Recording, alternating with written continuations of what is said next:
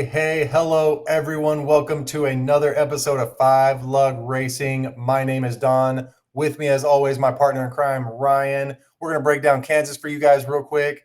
We've got a penalty to discuss from this past weekend. We won't mention who yet. Some of y'all might already know, but we're going to go ahead and dive into that a little bit more. We have got All-Star Race weekend upon us. I am so excited. Before we get into all that, of course, our all-stars, our fans, our followers, our viewers. Make sure you jump down there, hit that like and subscribe, all that good stuff. Leave some comments. What do you think about the Kansas race? What do you think about the all-star race coming up? Another all-star I want to give a quick shout out to, my partner, Ryan. This guy, you are getting the first official Five Lug all-star vote. It's going straight to you. I'm giving it to you. You've earned it.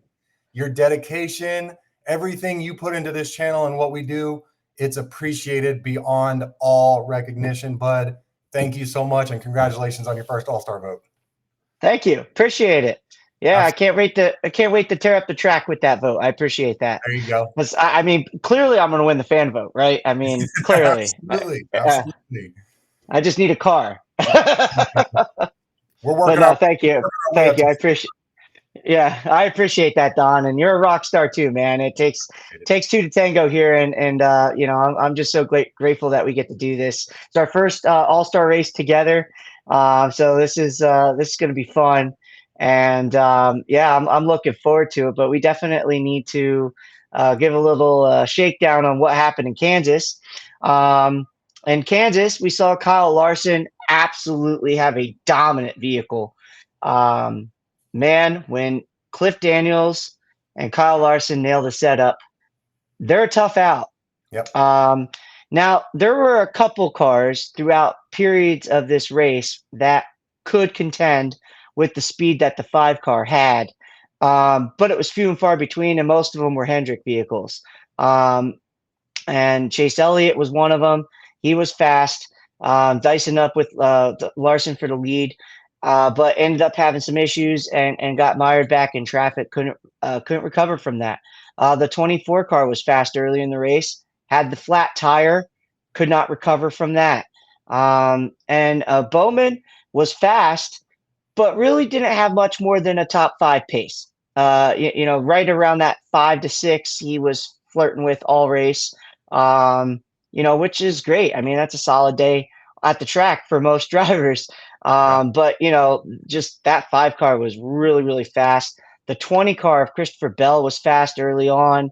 But just Kyle Larson had the ability to just pull away on those longer runs. Really had a good setup for the long run, and until he didn't, because towards the end, his tires were starting to give way, but everybody was kind of in that same boat. So without strategies playing different for one to catch another, it just played out to where Kyle Larson won. And I put out my graphic, the Wizard of Kansas. I grew up a big fan of the Wizard of Oz. It was one of my favorite childhood movies. So it was a fun graphic I got to do with the Wizard of Oz thing. But yeah, Kyle Larson had a great race, great race car, and somebody who showed some speed at the track this weekend as well. Some of the RFK cars, Brad Keselowski, tough break. I mean, finally getting up in the top five, showing some speed, gets in a wreck. It's just like, man, it seems like every time the guy can't catch a break. Um, the car he owns in the 17 also had some speed. And we need to talk about that 17 car because his finish is no good anymore. The 17 was a random selection by NASCAR to take back to the R&D center this week. Happens every week. Cars get taken and looked over. Well, NASCAR had found that the front fascia or bumper cover on a car had bonding point that were reinforced that shouldn't have been. They only allow so much reinforcement, and well, they violated what was a level 1 infraction and faced a very, very steep penalty for it.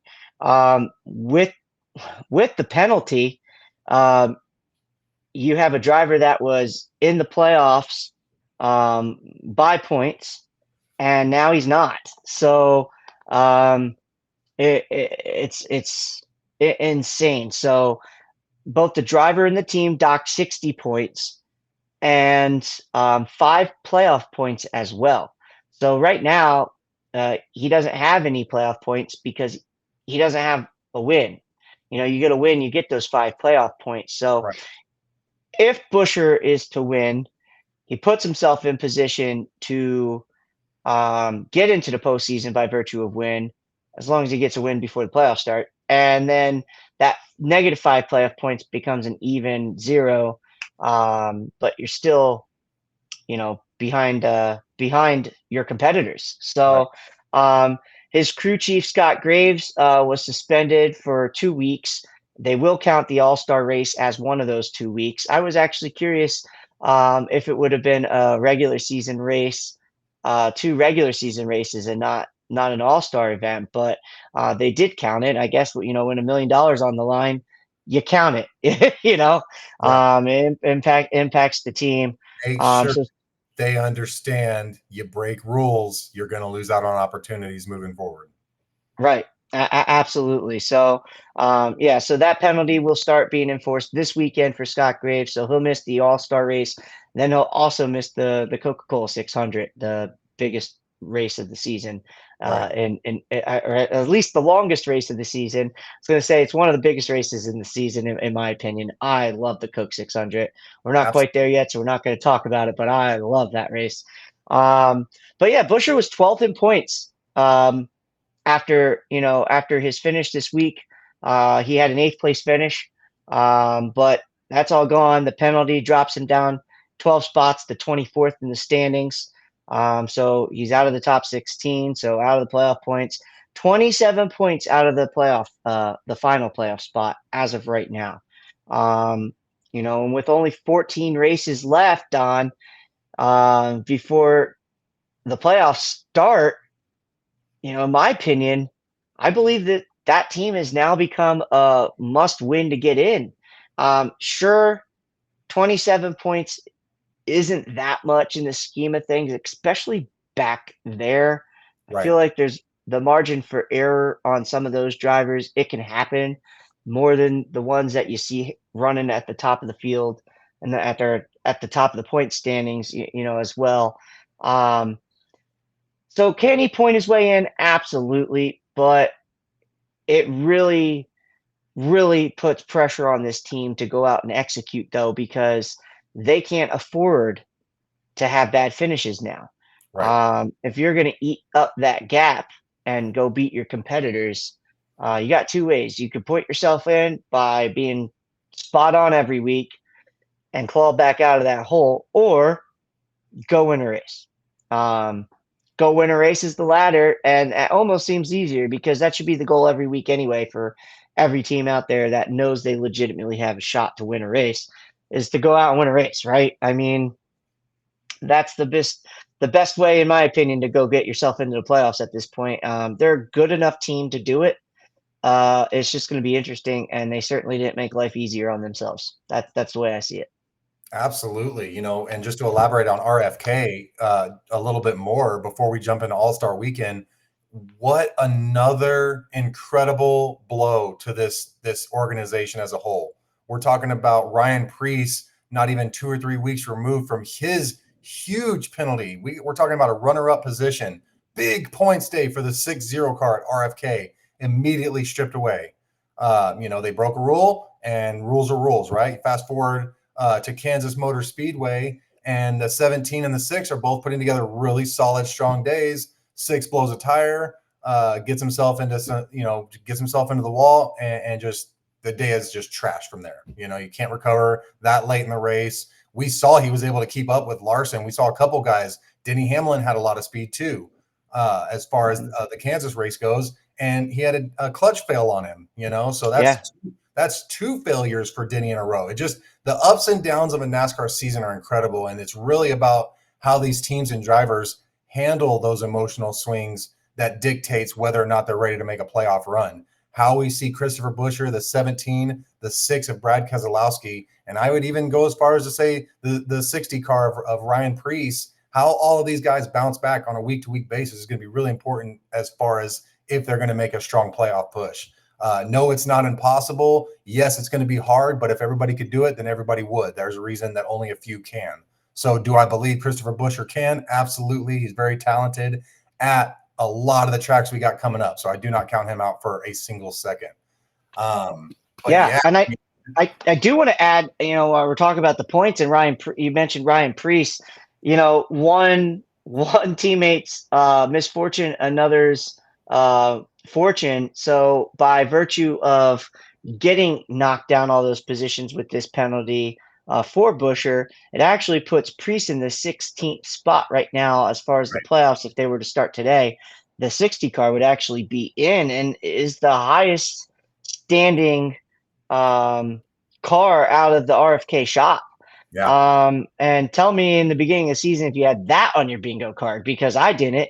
I would have thought it'd be the 17. Honestly, no disrespect to Brad Keselowski or Ryan Preece, but the 17 has been one of the more consistent cars out of that camp. And I guess adding a new team to 60, you can't really know what to expect. Preece has obviously got the talent if given the ample equipment. We've seen him have some good runs. So ball's in Preece's court right now to continue that.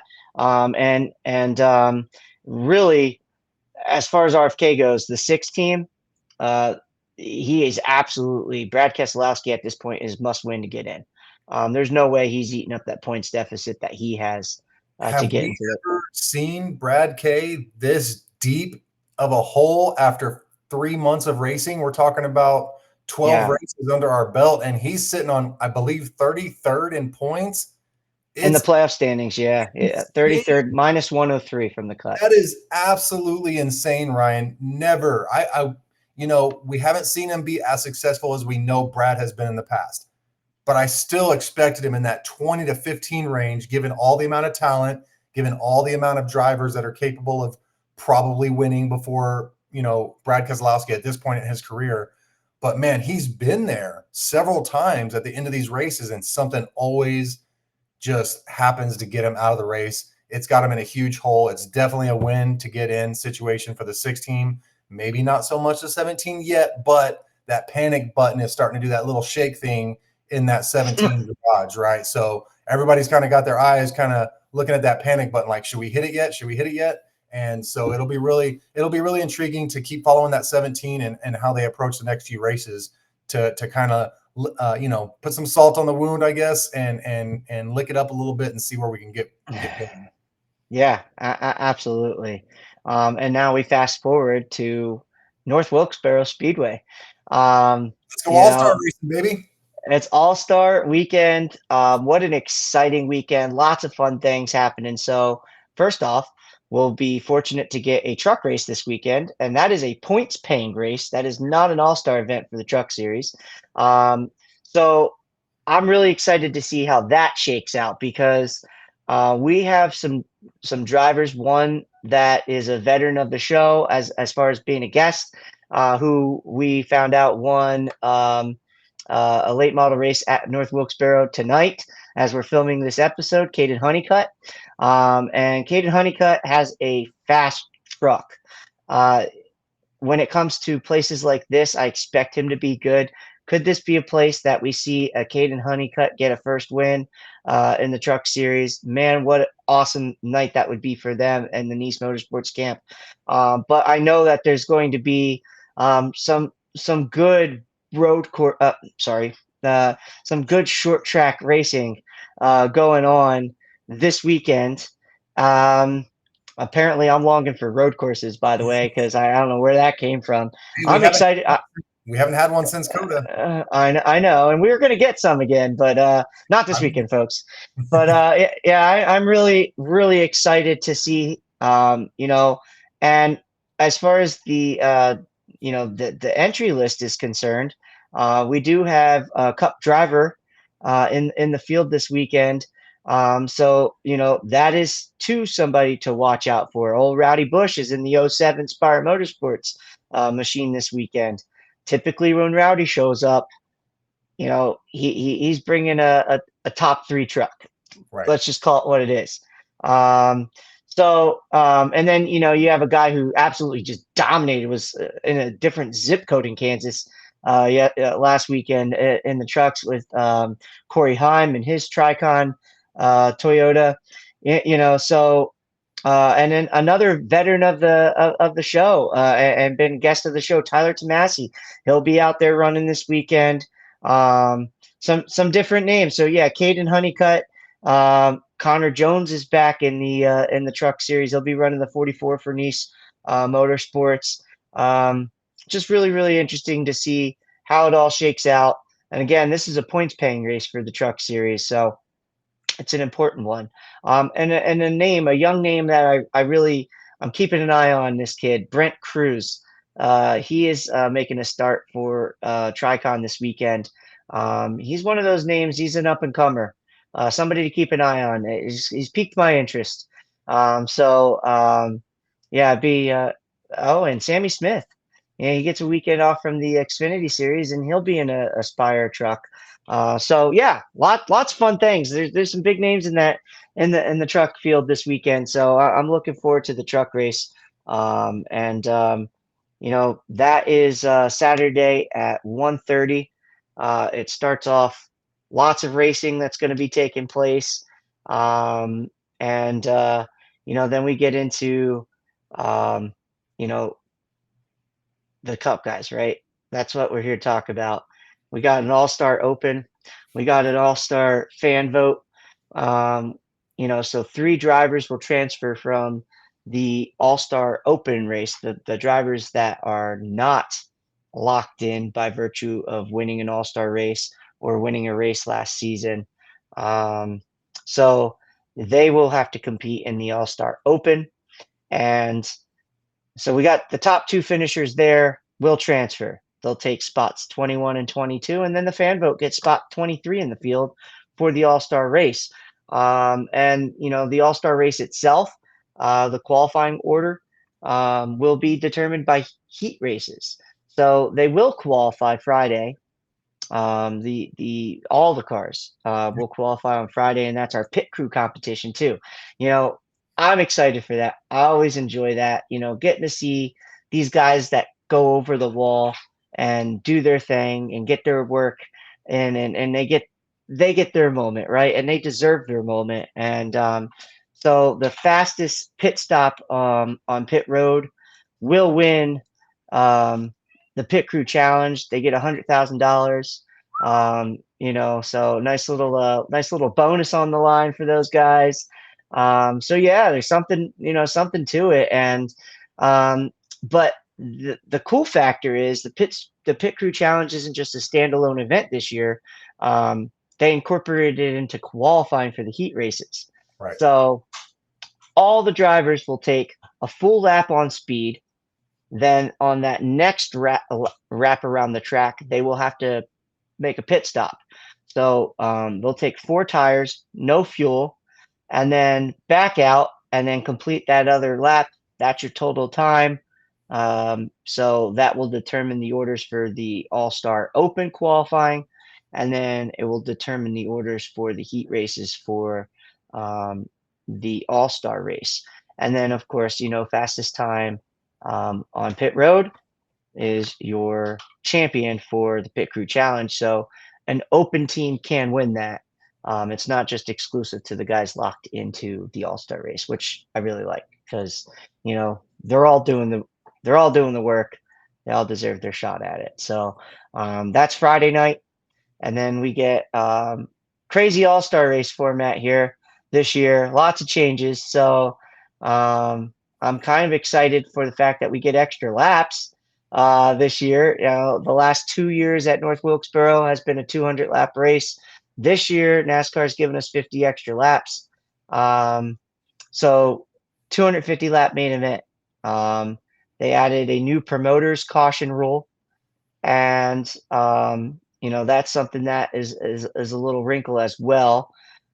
So the All-Star race itself has a competition break at or around the 100 lap mark. Okay. So they'll run close to 100 laps.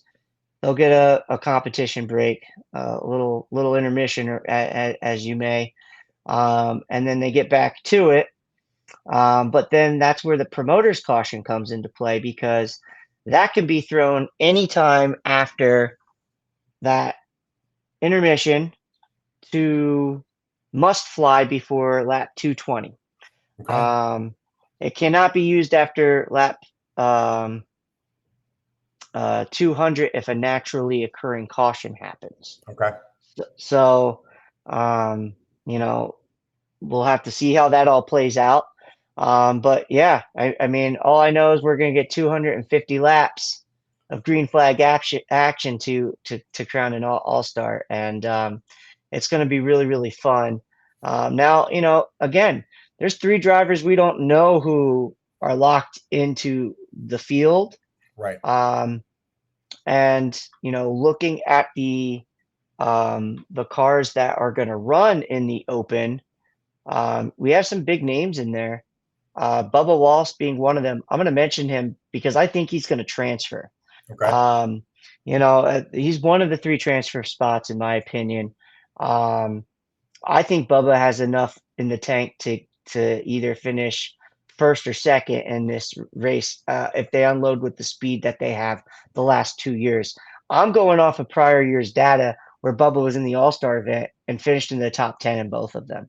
I finished runner up actually in the first one here at North Wilkesboro to Kyle Larson. And then last year he finished, I believe, in the 6th to 10th range. So, yeah, he runs pretty well here. So I believe that Bubba is going to have a fast 2311 piece, and they're going to do everything they can to get themselves into that show without having to rely on the fan vote. I know Bubba catches a lot of hate from, reading the comment sections on NASCAR groups and pages and all that stuff, but he's also very popular. Yeah. And I think he can actually secure a fan vote win as well. A couple others, though, that, I question, like a Noah Gregson. Noah's a pretty popular driver. And I think that, he could be in the running for fan vote. Carson Hocevar, he's a name that, we got to keep in mind, because I think that he'll have a fast car to compete. Carson's one I would watch in the open as maybe one of those two transfers as well. But their fan vote campaign with the Sarah McLaughlin. If you guys haven't seen it, I mean, just absolute brilliant advertising It for was him. too good. Shout out to them and their, yeah, absolutely. Shout out to their social media team. That was well played, well done, and it definitely made me want to vote for them, even though my votes are going to other drivers currently. But it was well played, and just shout out to the social media team for putting that together. Yeah, it was really well thought out to do. And when I saw it, I was just like, I heard the music. I'm like, are you kidding me? I was like, but I started laughing, and I'm like, this is hilarious. I'm brilliant advertising. But yeah. So I mean, there's some big names that could potentially transfer. None of which we can actually pick right now as our favorites and dark horses, because we don't know who's in the race as far as those open cars. So when we look at the 20 we know are in, it's a reason it's an all-star race. Really, it's hard to pick bad, Right. because This is about to come out of our mouths here when we do our picks. yeah, I mean, like, hearing a dark horse and a favorite, and you look at them like either of them could be the favorite, and it's hard to when we do this. So I look at a couple things. I looked at some of the statistics as far as just how these races kind of played out. First of all, it's a crapshoot because there's $1 million on the line, and there's no points. So if drivers wreck out, so be it.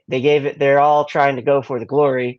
And so you really can't look at much data. I look at short track data. I look at Bowman Gray too. I know it's warmer out this time of year than it was earlier in the season, but similar size track. And you look at the All-Star events. I mean, sheer domination last year by Joey Logano. Um, He had a Penske couple. seemed He had a couple fits from a couple drivers, but man, once he get that 22 out front, there was no stopping him. It was just uh, a machine. he he led nearly every lap. I mean, it was just absolute dominance, and it was a fight for second. Because Joey was taking it to the bank last year, and then Kyle Larson the year before, winning, had a really fast car when he won. Seemingly could do whatever he wanted with his five piece that year. Both are going to be in play for this weekend. Kyle Larson may have to come from the rear because of him qualifying for Indy 500. And, so Justin Allgaier is going to practice. He's a standby driver to practice and qualify that car. And, no surprise there as he filled in at Charlotte last year for Kyle. We know he fits in the seat and stuff. So, that works out well for Justin. I don't think Kyle's planning on missing this race, though. From everything I read, that if Kyle Larson were to qualify in Indy and get into the Fast Six, knowing how the Indy 500 qualifying formats is, that Kyle would leave and forego running for the pole and just start the race sixth, so he could run for $1 million. It's Um, not a bad place to start if you're jumping in an Indy car for the second time in your career.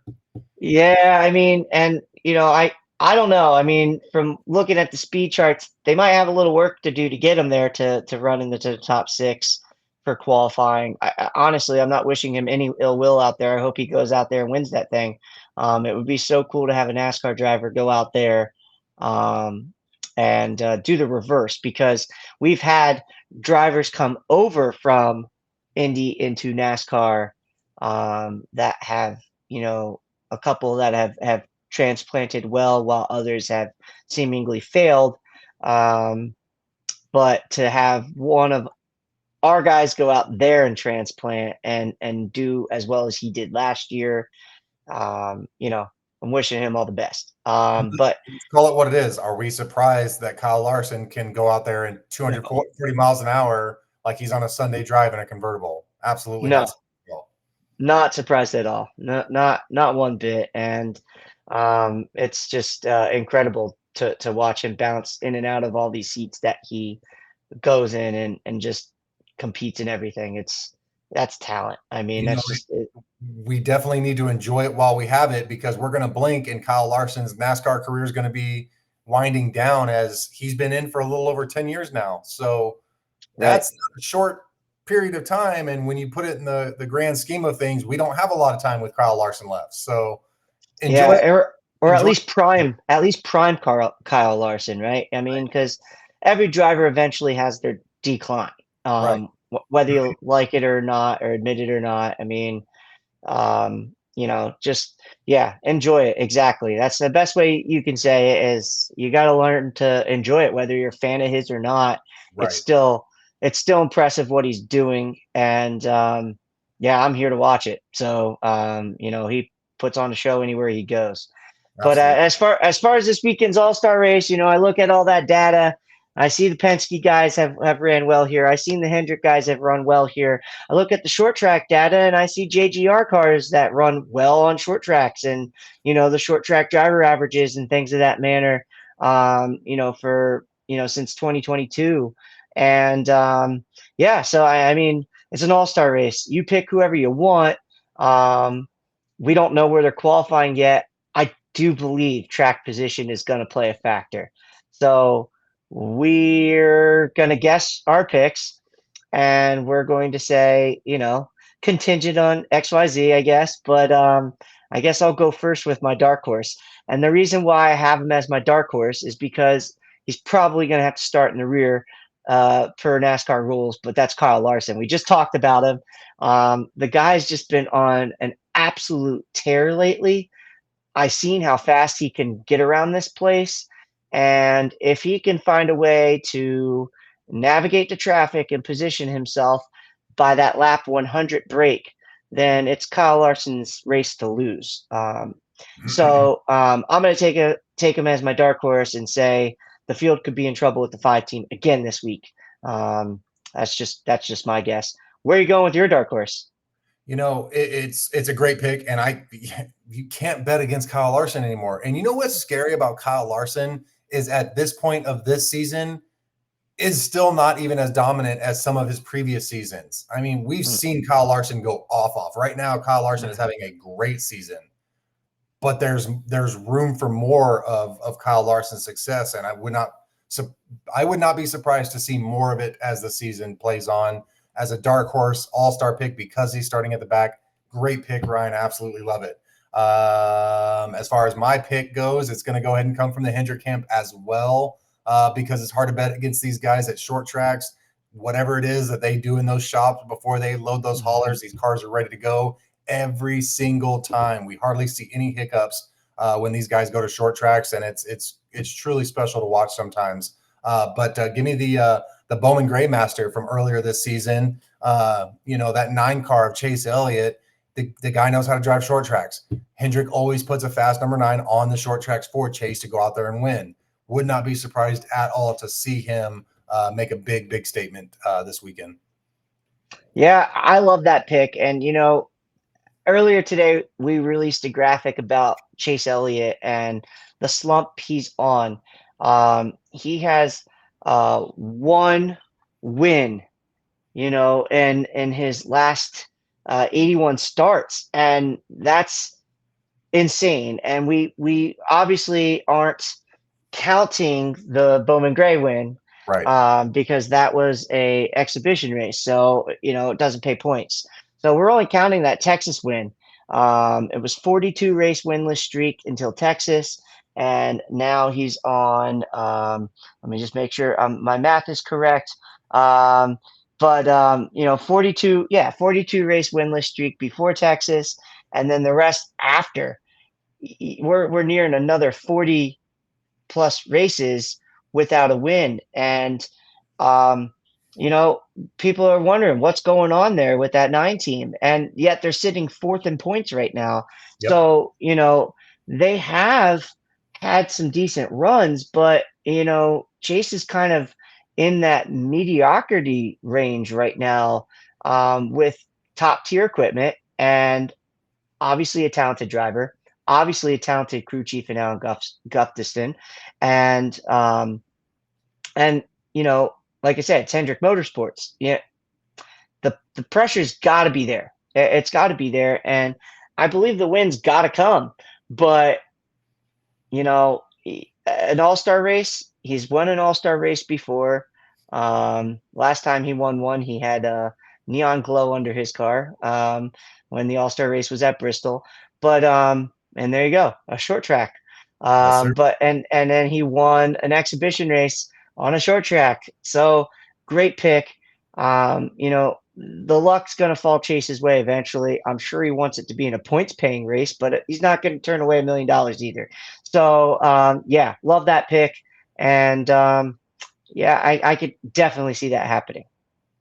Absolutely. And as far as main picks go, again, it's not an easy thing to pick these things as we break it down together, whether on camera together or, behind the scenes when we're texting each other, because there's so many good cases for so many drivers, right? And right now, I know Ryan is my stats analytics guy. He's going to go by his numbers, and he provides so many great, wonderful numbers for all of our viewers to enjoy, including myself. The way you break down a lot of these things is incredible, Ryan. Myself, I like to go off of momentum. I like to go off of, drivers that are riding that high. And right now, I'm going to have to go with, somebody sitting in a sister garage to Penske. Penske has the ability to come out this weekend and finish 1, 2, 3, 4 if they really wanted to. I mean, if it happened, it would be crazy, but it wouldn't be surprising. But I'm going to go ahead and go with the momentum guy, and that's going to be Josh Berry in that 21 car, showing incredible speed at Texas. Quite possibly a winning car if he doesn't hit that bump in turn 4 coming out of the turn into the dog leg and wrecking that 21 car. Very capable of winning. So as far as racers go, that doesn't break your psyche at all. You had a good car. You just made a little mistake on the track. It happens to the best of them. So it wouldn't be surprised at all at North Wilkesboro if Josh Berry, the short track master that he can be, goes out there and parks at Wood Brothers for an All-Star win. And how much fun would that be for the Wood Brothers team? That would be amazing. And, I can see it happening. I think one of the cool things is that they're bringing back the paint scheme from the last time they won an all-star race in the 21 car with Michael Waltrip driving. And I remember Michael Waltrip's victory lane interview going, I wasn't supposed to win this race. Yeah, I'm not supposed to be here right now. But, it just, I think that it would be an incredible thing, not only for the Wood brothers, but just to continue, like you said, that momentum for this 21 team, that they are legit guys and they have the speed to compete. And you mentioned it, short track wizard. This is a place that I believe he has won in a late model, and so Barry gets around these short tracks very well, and it would not surprise me one bit, especially because he's already locked in virtue of his first ever win this year at Las Vegas. So he locked into this event, so now he could qualify further up top instead of having to come from the rear. right. Because believe me, I believe if he was an open car, easily he's in my top two to transfer into this race if Right. he avoids the wreck. Because there's gonna be wrecks. It's gonna happen. There's going to be a lot Um, of pushing and shoving. It's like let's call it what it is. This race could get messy for a lot of your favorite drivers. Do not be surprised if one of your guys yeah, gets up in it. We've fallen victim to it as fans of the sport, where man, you're so excited for All-Star Weekend, and then halfway through your driver gets taken out. It's a part of the game. It is what it is. But these guys are going to get aggressive. They know what's on the line. There's not a lot of instances where you have a chance to go race a short track and win $1 million. So these guys are going to be taking those cars and putting them in position to get that nice little bonus check. yeah, absolutely. And I thank you for your kind words on my stats. I try to read into stats and analytics, and I want to give you some from Vegas right now. Let's By go. the way, the All-Star race favorite was my dark horse at plus 500 is Kyle Larson. There you go. And the guy in second at plus 600 is actually my favorite to win this race, is coming from the Penske camp, not the sister garage. And it is a guy who has struggled this year to just get that finish that he needs and get a win. And maybe the, you know, the monkey off the shoulder this week, and that 12 team finds a way to punch their way into victory lane and cash $1 million check all at the same time, and that's Ryan Blaney. Ryan Blaney, when I look at short tracks, and I look at this short track really, and how good Ryan Blaney can be at short tracks, I think of Martinsville, and I think of this place in Martinsville, and the correlation is the braking. Um, the flat track is a flat short track, and the braking. It's not a Richmond, it's not a Bristol. This and Martinsville, where Brian Blaney is just lights out in Martinsville, especially when his back's against the wall to try to get into postseason, just goes out and wins the thing, But the braking packages and the style of racetrack just really, really suit Ryan Blaney. And I think that he is easily a guy that can be holding that $1 million trophy at the end of the night. Really, not a lot of reasons to hate him. The speed's going to be there. It's a track that I feel like he can get around. So yeah, I'm going to lock up the 12 car this weekend. Some of the other favorites at the top, tied with Blaney for those odds at plus 600, are Denny Hamlin and Christopher Bell out of the JGR camp. Give them an honorable mention. We haven't mentioned the Toyotas. I'm curious what type of speed that they're going to have at this place and how their brake package is going to be, because that's going to be the difference maker on whether or not they can compete with those Hendrick cars and with the Penske cars. Because I really do believe it's a slight advantage to the Hendrick Chevys and the Penske Fords. But honorable mention definitely going to go out to those JGR teams. Willie B and Joey Logano at plus 800. Your dark horse at Chase Elliott plus 1,000, and then another Toyota of Tyler Reddick plus 1,400. Chris Buescher, Chase Briscoe, Josh Berry, Alex Bowman, and the list goes down. Going to be interesting to see how it all shakes out. Again, like you said, there's going to be tempers. There's going to be impatience. There's going to be people bumping and shoving because they got to get to the front, and that's the only way there. It's going to be hard to pass, and these laps rattle off quick. And if the leader's out front and having a great race, they're going to be on your back bumper soon if you're in the back of the pack. So You don't want to get truck lap down at this place, guys. It'll ruin your day real quick. We saw last year before the first competition caution when Joey Logano was trying to lap Bubba Wallace, and for 10 laps, Bubba Wallace fought him tooth and nail, door to door for 10 laps around that racetrack, kept himself on the lead lap, ended up paying off in his favor. You don't want to end up a lap down at this place. It will make your night miserable, and your fans probably won't be too thrilled about it either.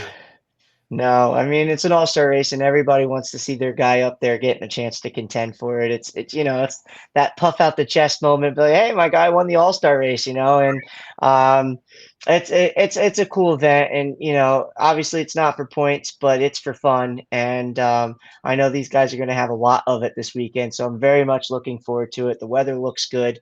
So hopefully it stays that way and we have a great event. I want to say good luck to all of our friends and alumni from the Five Lug Racing Show that are competing for a chance at pit crew competition winner.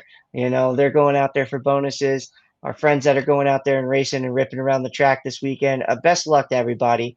And then, everybody who hasn't been a guest yet, but hopefully will be soon. But yeah, I'm looking forward to it, man. It's going to be fun.